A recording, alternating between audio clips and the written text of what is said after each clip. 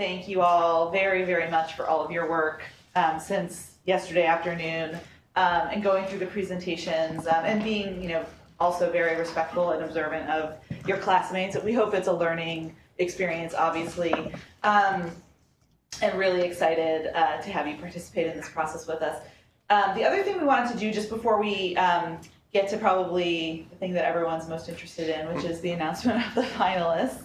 I wanted to just give Derek Larson and Carol Swan an opportunity to introduce themselves to the whole group. I know they were on the judging panel for half of you, but the other half of you may not have had a chance to interact with them over breakfast or anything like that yet. And moving forward, we'll be operating as a one core judging team at this point. So, and the rest of us got to obviously introduce ourselves yesterday. So, I don't know, Derek, if you want to just say a couple words. So who's relieved? Nervous? Yeah. Well, we got one relief. We got a relief. Good. Honest. So what I've been told, and I've heard from multiple sources, that there was some misinformation, or what? You were leading them along in a different direction with my introduction and not being here yesterday. What? True. Yeah. Okay. Well, I'm here to dissuade anything that they try to pull over you. But my name is Derek Larson. I am a senior manager in our strategy practice down in Federal. I was a summer associate in 2006. Goodness, I'm dating myself now. I remember my first days coming in as a full-time, and Jennifer was there and gracious enough to talk to us as full-time hires. So Jennifer and I have known each other for a good long time. I appreciate the opportunity to come up to Syracuse. I recognize that I am not one of your official alums, and I am grateful for your welcoming me here. This is my second time here, and some of you know I've told that I actually interviewed Kevin the first time I was up here. So it's a good track record, good stock that comes from Syracuse. So it's exciting to work with you all. And from the half that we were with earlier, it was exciting, and I fully suspect it was equally scintillating for everyone else down here. So thank you. And we'll chat when we get to our reception. Okay, thanks, Derek. Even though Derek didn't go to the best public administration program in the country, we still believe Derek has a lot of good things, a lot of good experience to share with you. So please do talk to him during the breaks. Make him feel at home here. Carol, do you want to say a few words? Yeah, wow, with that introduction. We can't give you nearly as hard a time, Carol. I know. And what did they say about me yesterday? Wait till the gray-haired lady arrives. So I am back at Syracuse for the first time in over 20 years. So I'm having a you can't go home again kind of moments as I walk around the building. I worked at Maxwell School for 9 years while my ex-husband was a professor at Newhouse, and I decided that this was the degree I wanted, and given that I was not a child anymore, I did it as a mid-career student while working full-time as the administrative director of Metro Studies. I think I was the first director. I've forgotten. I think they're on their third now. So these folks are long-lived. But I am now in the federal practice of Deloitte and working as I head down the end of my career as part of our risk management team. So I'm sort of the internal police, if you will, about the projects that these guys are doing. So watch out. Yeah. It's a pleasure to have you here. But it occurred to me, I graduated before you all were born. That is really frightening. But I'm having a wonderful time. These presentations were great, and it was a tribute to all of you to pull something like that together in overnight. Amazing. So come see me if you want to know what it was really like back then. And I will be visiting. I had 4 different offices here. I've already seen 2 of them. And I have to go up and look at the one in Metro, and then Metro Studies at the old place. Ostrom Avenue was the first place. Carol, I do have to add, though, the comment that was, someone asked the question, what was consulting like before PowerPoint? And you said, oh, we had to talk. It was fun.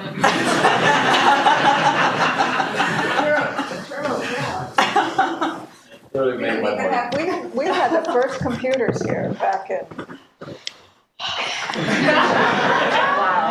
Carol is being a little self-deprecating here. I mean, They got rid of the people with the scrolls. now you're going to say papyrus next, right? Papyrus, right? The abacus was used to figure out how to fill analysis. Okay, well, thank you both for going through the introductions. So before we announce the finalists, any volunteers, what was the best part about the last 24 hours? Or, yeah, about 24 hours now. Yes? The collaboration with the team. I hadn't met any of these guys before, so it was really interesting to work with new people and get this experience with them. Good. What else? Yes?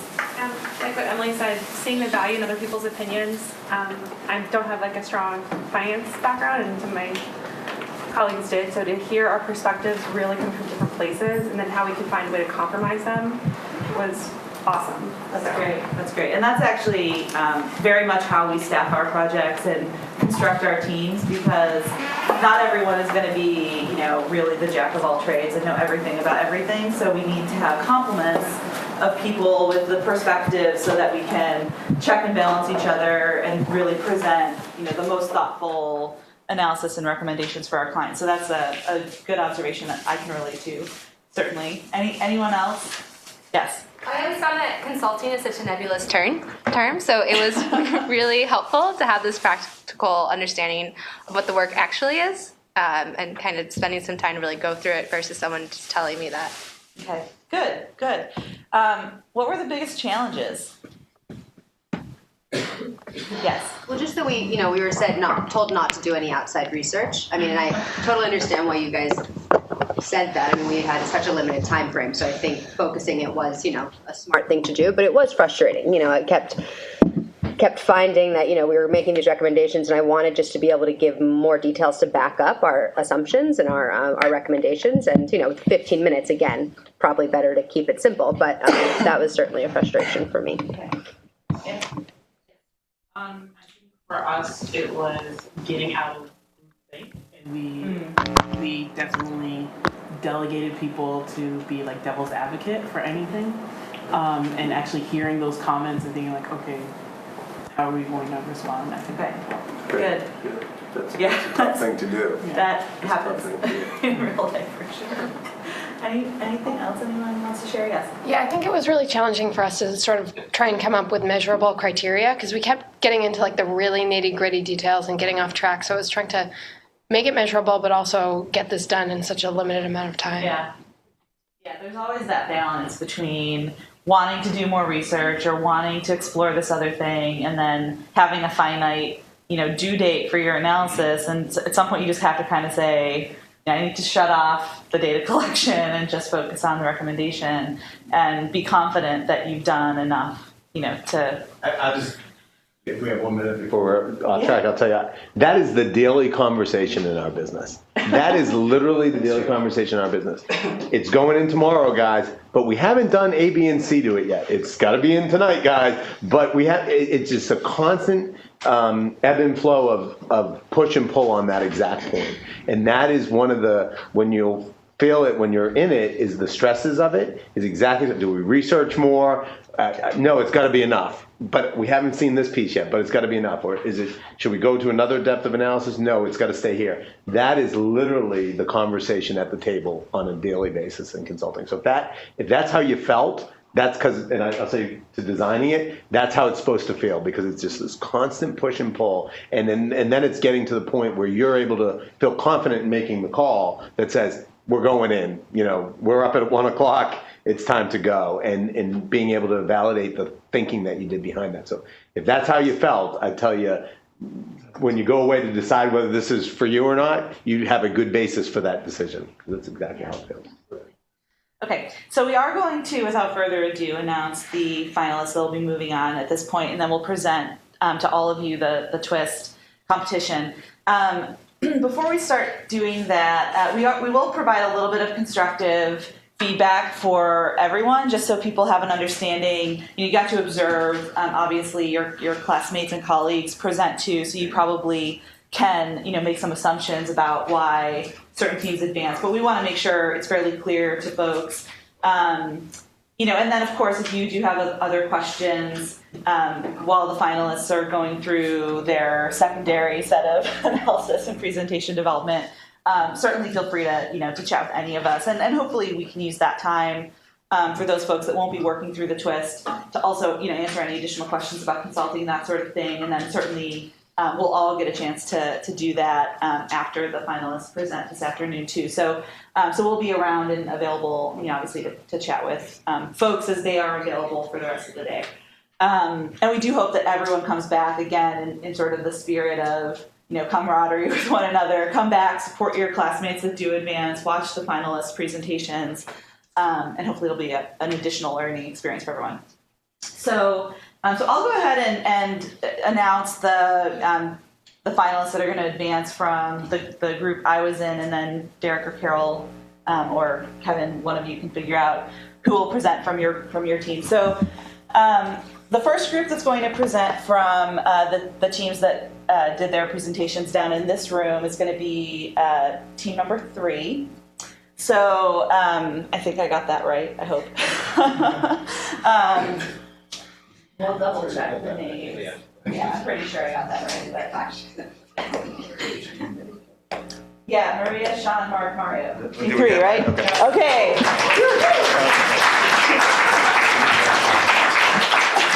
Good catch. So, very good. Really, really good job overall. I think we both John and I felt the presentation was very nicely logically structured. It was very comprehensive too. There were a lot of things to consider in this, and quite a lot of assumptions to make, and needing to obviously do a lot with a little information. I think as a team, Team 3 did a really, really nice job of exploring all of the different aspects of what we were asking for, including the decision model and the criteria itself, but then a very thorough job with the stakeholder analysis and some of those other things we asked for. So that was a really, really positive effort. The second team that's going to advance from the group down here is team number 7. So team 7, I think, did a really, really great job too. Very comprehensive. The material was very well branded, I thought, and kind of well thought through from a creativity perspective, which is a big part of consulting. So, consulting is, of course, substantive in nature, and we want to be known as, accurate, comprehensive, substantive consultants, but it's also style and it's also presentation. And that is, part of what we asked for. And I think Team 7 added that very nicely. One word of warning and something to think about, however, is that there were some things John and I asked you about for Team 7 and for everyone else that kind of observed the presentations. Cues that we gave you as clients about maybe our questions around the logic of some of your assumptions. Always good in those situations to say when you're kind of reading the client, right? That's a really good point. Actually, let me take that back. I'll think about that some more. I'll get back to you. Rather than try to continue to defend over and over again some things that we were obviously not really on board with yet, right? But overall, very good job. So certainly for teams 1 and 5, excellent job. I thought everyone in our room did a tremendous, tremendous job. Really, really liked Team 1's criteria, and the questions that supported those criteria were clearly documented. I thought they were very, in consulting we use this term, it's kind of corny, called MECE, which means mutually exclusive, collectively exhaustive. So from a logical structure perspective, each of the questions complements one another, but doesn't overlap, doesn't double count, things. And I thought that team did an amazing job. We were looking for a little bit of the additional analysis that I think some of the other folks on the other teams were able to bring in. But that framework was tremendous, and certainly something that I think I would, if I was the client, actually leverage. So that was phenomenal. And similarly, Team 5 did, I think, a really good job. There were some great criteria in sort of the analysis that was used. Good job of incorporating safety, for example. I think only 2 of our teams did that, actually. And Team 5 was one of them. So the criteria were really sound. I think, some things to think about moving forward are, what is the appropriate weighting of those criteria, and how do we really, from a consulting and an advisory perspective with our clients, give them, some of those criteria in a way that that really will help them to distinguish between, in this case, right, competitive bids for work.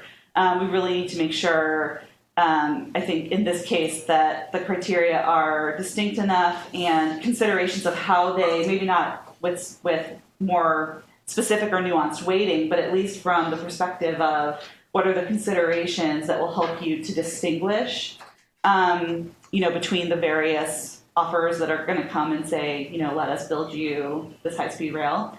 But overall, like I said, tremendous job. It was actually really hard for us to come to our decisions, and we really debated fairly, I think, thoroughly, how it was going to kind of turn out. So again, tremendous job in here. I'm really happy to talk through, those decisions with others afterwards. But with that, I'll turn it over. Carol, Derek, who's going to do the honors. Okay, wonderful. Thank you. So I will echo quickly what Jennifer was saying. Great job for all of our teams as well.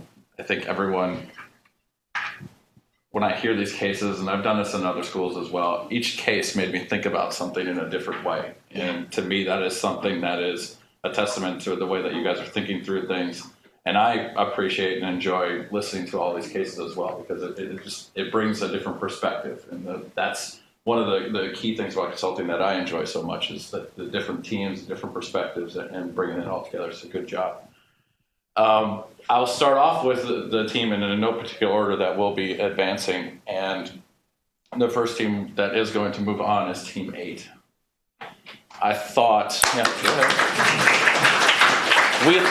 Collectively, we thought that you guys did a good job of laying out your story. Your storyline was easy to follow, logical.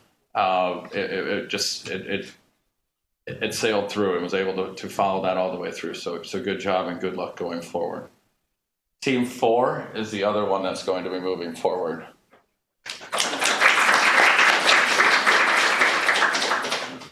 I think that the highlight of what you guys did was the evaluation framework. So, leverage that strength. Think about the other things that outside of the evaluation framework as you move forward this afternoon. So we're the even, so we'll start with Team 2. So again, great job. I mean, you guys had some good layouts of the stakeholders and everything else. I think the key part that was missing was really just the strength of your evaluation framework. And I don't know if you guys felt that in going through the rest of the presentations, but I think that was, stacked up against everyone else. That was the missing component, but everything else was very solid. 2, 4, now 6. 6 did a great job too. So I think that your presentation, Jen mentioned the branding. You guys had the green dots, so I appreciated that. That was cool.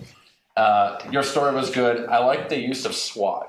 I don't know who came up with that. That was an interesting twist. Cool. I thought that was pretty cool. If you're able to, take that framework and really twist it and align it to what the problem statement was, I think that would be it would have made it more effective. And additionally, some of the evaluation factors there too, I think stacked up against everyone else, that was, kind of the missing link there. But overall, everyone did a great job. You all should be commended for that. Stick around, see how your colleagues do this afternoon, because I'm excited to see the twist. And as Jennifer said, we're around, so come talk to us if you have some pause about the decisions. They are final, so we won't reverse that, but we'll certainly talk about it. We have to present it now, or? Yeah. So we're going to launch right in so that we can give the finalists, the full time to actually present later this afternoon the twist presentation. So Kevin's actually going to present it. Okay, so the twist, so this is, in the simulation of this, right? So you've given your presentation to the client. The client obviously likes you. They're going to come back. There are a series of complications that have occurred, which Kevin will explain, and now there's actually a follow-on analysis that we'd like you to do as the FRC So really good job on the previous assignment, obviously, great. FRC wants to keep working with Deloitte, so that's a double positive. So now we've got a little bit of a twist. And then after we present the actual content, again, we'll do the same thing as yesterday. Robin will send this out to you, so you'll have it. There's an additional supplemental research piece here, only one article, since you'll have a very small amount of time to deal with it. So we'll send out those materials right after this. I'll explain a little bit of the mechanics around the rest of the schedule and when we expect to receive those second round presentations and the schedule for presenting out a little bit later this afternoon. So Kevin, feel free to kick it off. Great, excellent. Okay, as Jen said, you all did such a good job that there's more work, and that's going to be something you'll find if you join Deloitte. If you do a good job, there's work will just get thrown at you. But in this case, the Federal Rail Commission has embraced your recommendation, and they've moved it through Congress. Congress has bought off on the recommendation, so they're looking for additional analysis and more work from your teams. So there are 4 high-speed rail corridors across the United States that have been targeted as potential investments moving forward. Like I said, Congress has agreed to this. They will be looking over this and wanting to make the best decision possible.